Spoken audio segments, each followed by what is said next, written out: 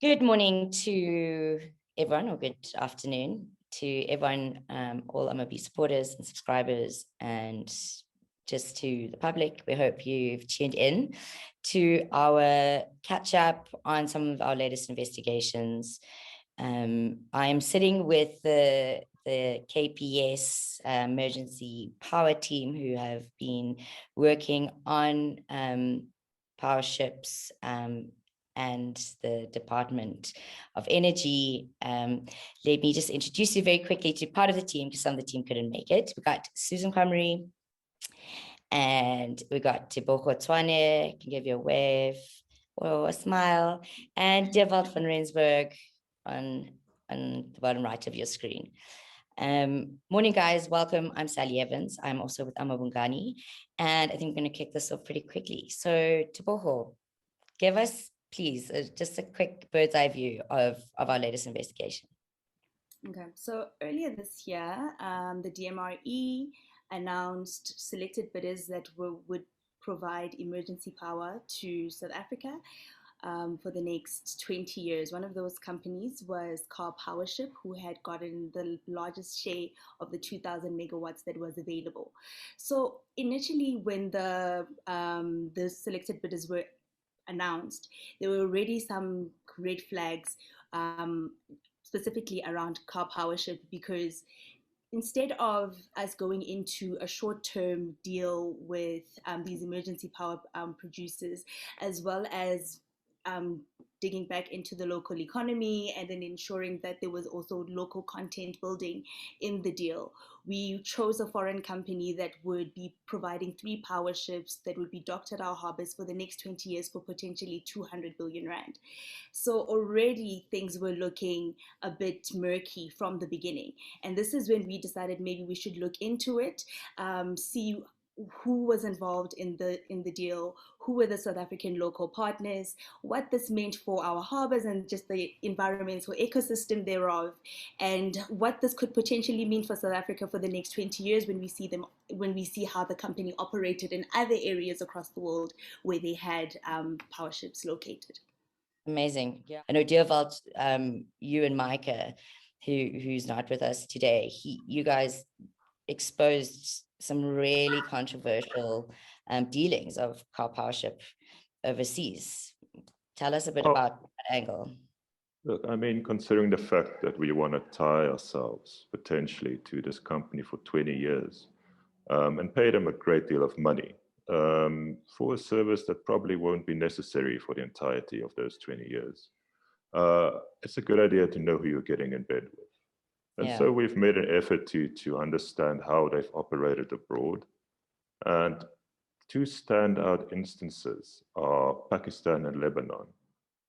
These were the second and third contracts this company ever had, and they were very significant to it from its inception. And in both instances, we have seemingly very credible accusations of corruption.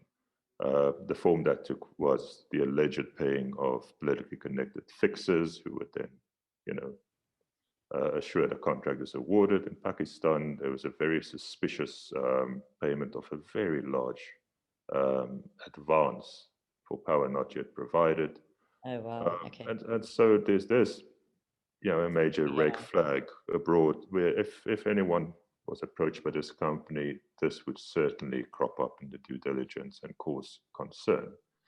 But I mean, what is important to understand also is that it's not just about the corruption or potential of corruption. It's also the technical question of why these guys were chosen to provide this power. And I mean, it says a lot about our government and its decision tree almost, its priorities ideologically and in policy terms. I mean, it shows us that there's a commitment to fossil fuels, there's a commitment to gas. It's almost written into the tender. It was practically inevitable that they would win because it was designed to let them win. And this is something we try to demonstrate quite painstakingly in our work as well. Susan, but at this stage, a lot has happened. Is this deal dead? Yeah, so it's a good question whether it's dead or not. I mean, as Tebogo was saying, the biggest chunk of this went to Karpowerships, and they're these massive gas-fired power ships. Now, one of the things that they had to do by the time they reached financial close at the end of July is they had to get their environmental permits approved.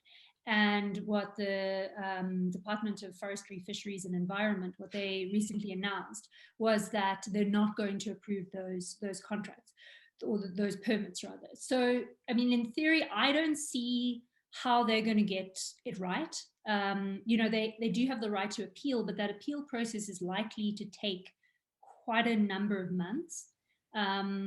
So it's really not clear how they would reach financial close and be able to get those deals to go ahead. Before we wrap this convo up, I actually just love to know, because it's been quite a serious topic. I mean, do you guys enjoy your work as much as one can enjoy the results and how you do it? Tebogo?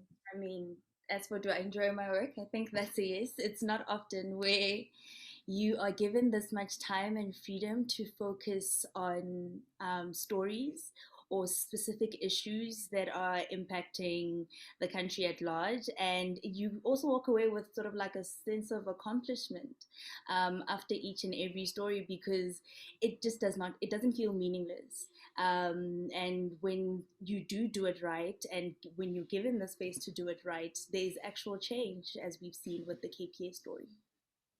Amazing. And Susan?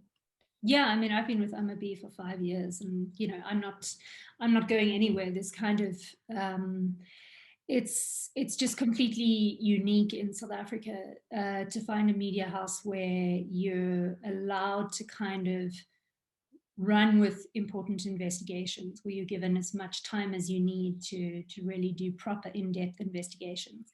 And I think the results show in terms of the depth with which we're able to kind of tackle some of the investigative pieces that we do.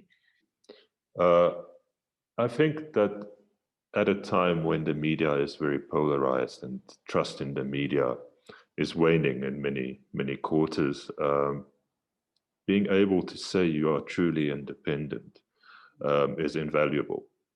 And it's not just because you win credibility out there, it's also for your own morale in the work you do, because you're independent.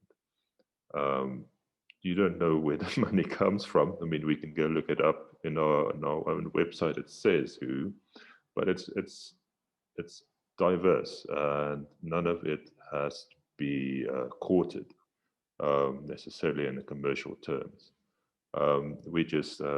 We rely on goodwill. Guys, I just want to thank you so much for taking time out of your hectic schedules. I know we're a small team. Our resources are quite stretched. But needless to say, we don't complain when we have to stretch them. So, but thanks for taking some time out to chat to me. Hopefully we'll get another update as the investigations continue. Thanks, guys. Cheers. If you like this video, why not become an AmaBhungane supporter? Go to www.amabhungane.org. AmaBhungane, digging dung, fertilizing democracy.